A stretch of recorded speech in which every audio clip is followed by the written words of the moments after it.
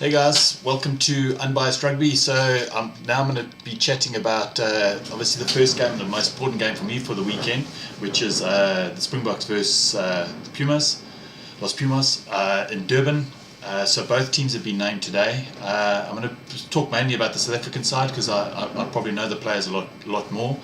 But this is obviously the first international for Mario Ledesma for Argentina. I know he had quite a good run of success with the Jaguares. So let's see. It's early days. I think it's both are fairly new coaches. They haven't had, one's had four internationals and the other one's had it's his first one, so they're pretty much a new kind of coaching styles. Be nice to see what Ledesma brings to the game. So it should be fairly interesting. I still think the Springboks will win. I have put them on my Super Brew to win by 9. It's going to be a fairly tight game. Unlike the Australia-New Zealand game, which I said was going to be quite open and flowing, I feel the South African game might be a little bit tighter, keeping everything amongst the forwards. But I'm just going to go through the sides quickly. Okay, so from the Argentine side, we've got Augustin Creevy, the captain. I'm just looking at some of the players. Pablo Matera is playing. I really like him. Looking at Nicolas Sanchez is playing at 10. I've always liked Buffelli. I think he really has cut some great moves. Thomas Lavanini, he's playing off the bench. Mr. Yellow Card himself. But he's had a brilliant, quite a great season with the Jaguares.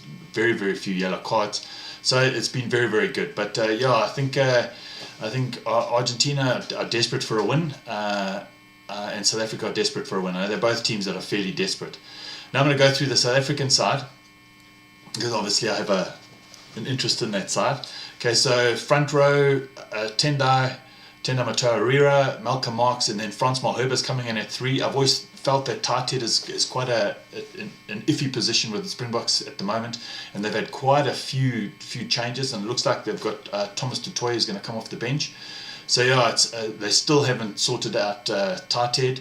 I think Frans Malherbe's got one of the most set of caps, but I don't know. It's still a position that's up in the air.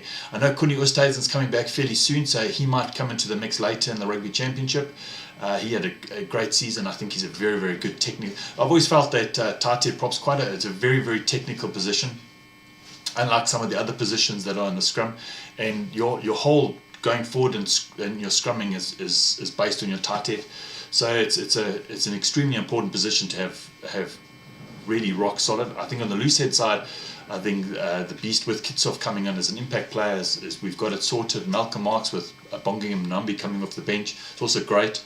So I just think it's tight head. We've still got a bit of an issue. Now the big one. Okay, so we've got Eben Etzebeth playing his first game, I think 6, 7 months, 8 months. And I could understand why Russie said he's going to be playing, he's going to be starting, because it would be if he got injured in the first, if his name on let's see who's Marvin Ori, Marvin Ori got injured in the first 5 minutes, then Eben Etzebeth would have to play the whole game. So it'd be great to have the enforcer back. I think he's playing 4, which is I think is a great position. And then we've got Pieter-Steph du Toit playing 5, so he's going to probably do the line-out calls. It's great to see Pieter-Steph du Toit not out of position, but back in his normal position.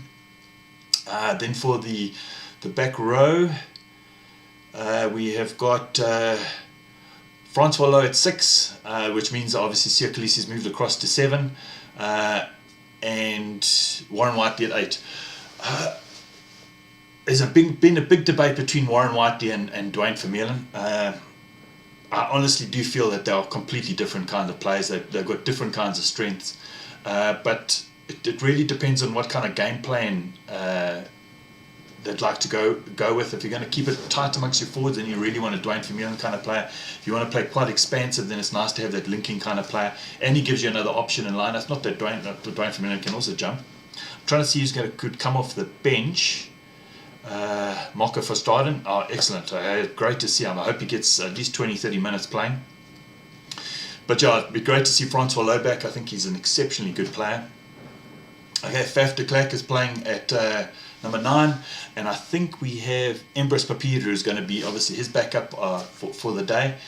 Because I know that 1, 2, 3, 9, those are positions you have to replace at 60 minutes because they're very, very dynamic kind of positions. So we know that Stephen Kitsoff, Stephen Kitsoff, Bongi and Thomas du Toit and Empress Papir will actually be playing on the day. Then we start going. Then we go Andre Pollard, who's playing 10. It's great to see that he's been uninjured for quite a while, which is nice. Because we need a 10 that's pretty rock solid. It stays there, and I see that we've got Damon Willemse who's going to be his backup. It's great to see Damon Willemse back. I've got a feeling that because looking at the team, it's almost like split into two. So there might be a different kind of team that's going to go play in Argentina. I've got a feeling that Yankees might be the backup there, and Jaka Kriel would be in the midfield. So yeah, we'll see how that pans out. Then in the midfield, we've got Andre Esterhuizen and Laconia Arm. Great that we've got a centre pairing. Andre Esterhuizen does give that go-forward kind of ball, and I've always liked Laconia Arm. I think he's an exceptionally talented rugby player. Then we start going into the outside channels. So we're talking Afia Dewanti and Makazola and Pimpi. Afia Dewanti, I have a feeling, is going to be one of the players of the tournament. And Makazola and Pipi is just a try-scoring machine. He's in the right place at the right time. And then we have Willie Leroux. Willie Leroux obviously brings that kind of calmness which we need on the outside, because outside, actually our whole back row is very light on caps. So the one thing that I'm missing from the South African back row is there's a lot of leaders. A leadership group around Sia Khaleesi in the forwards, Warren Whiteley, even Itzbeth. So these are leaders, even a Malcolm Marks, leads from the front. It's only really Andre Pollard that's a decision maker in the back. But who's your, like in your 13, who does the calls, who pushes down the line to say, listen, we're open here, or what, and looks down that side of the field. So we're just a little bit light on leadership at the back. I know we have Willie Leroux, and he is our one leader, but he's not going to be around for all the games. Neither is Faf. So we do need a. I was watching the 10-14 the other day, and the name will come to me. Man used to play 12 for South Africa. Oh, it'll come to me. But they were talking about some of the players that I hadn't thought of for a while. That kind of leadership role in the back row. But yeah, looking at the South African side, I think it's pretty well balanced. I still think it's going to be a cracking game. I don't think it's going to be a super high scoring game. I think it's going to be a little bit tighter, a little bit more direct. But here's hoping for a great game on Saturday, Saturday evening. And but yeah, I've also I watched my other video for the New Zealand predictions. But yeah, I think South Africa and Argentina are going to be ready for the World Cup next year, and this will be the first kind of gauge to see where both teams are after quite a long Super Rugby season, and see.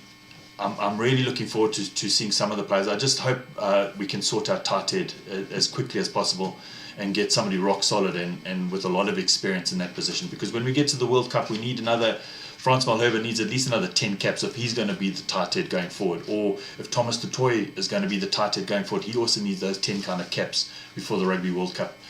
But listen guys, I hope you like your video. Please put your predictions down low, and if you like the video, please share it, and if you like it, please give me the thumbs up. But listen guys, I hope you have a great weekend. I hope it's good, clean rugby, no yellow cards, no red cards, and here's looking for an interesting weekend. Cheers guys, bye.